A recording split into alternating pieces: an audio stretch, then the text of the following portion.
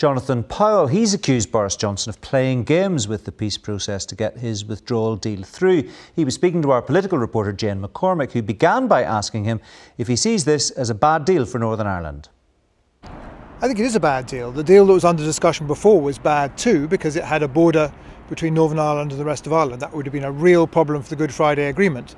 But this has a different problem. This is setting up a hard border between Northern Ireland and the rest of the United Kingdom, and that's a real problem for Unionists. It undermines their identity, and identity was a key issue in the Good Friday Agreement, so that people could feel Irish or British or both, that he doesn't truly understand what he's agreed. And what he has agreed is a hard border where people will have to apply to send goods from Northern Ireland to the UK, and there'll be a problem with things going back from the UK to Northern Ireland as well. So you think the DUP are right to be aggrieved with what they've been handed in Boris Johnson's deal? But a lot of people will say, look, if the DUP are upset, it's their own problem because they agreed to support Boris Johnson on getting Brexit through. Of course, I can understand why people feel triumphant and feel glad that the DUP has been shafted after them making this close alliance with Boris Johnson. But I think that's a very unwise attitude for the long term. This peace process requires two parties.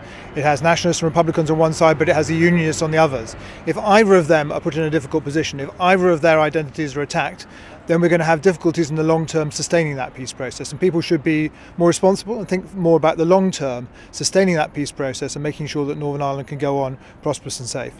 Do you think the DUP even know what they want? Because the logical solution here would be for them to support some kind of customs union amendment to Boris Johnson's deal. But is that going to happen?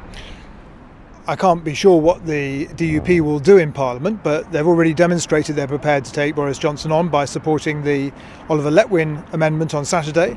And I think they will probably also be supporting the opposition to the timetable agreement today. So they're certainly ready to take on Boris Johnson. But whether they're prepared to do so on the customs union, I'm not sure, because they come into conflict with their desire for a Brexit to happen, even a quite hard Brexit to happen, but they don't want Northern Ireland's status undermined by that. So they've got two different conflicting wishes.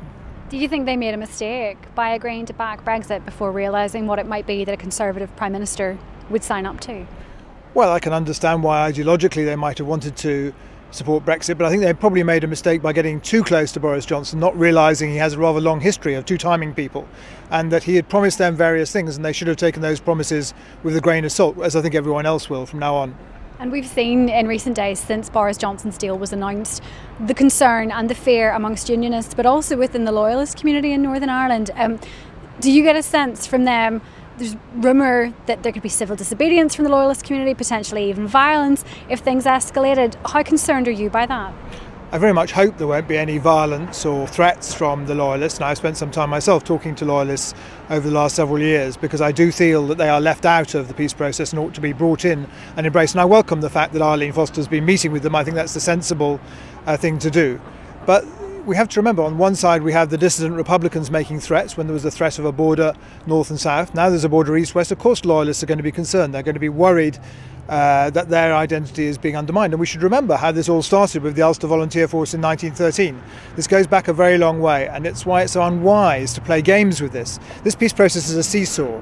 If you jump on one end, the other end's going to go flying in the air.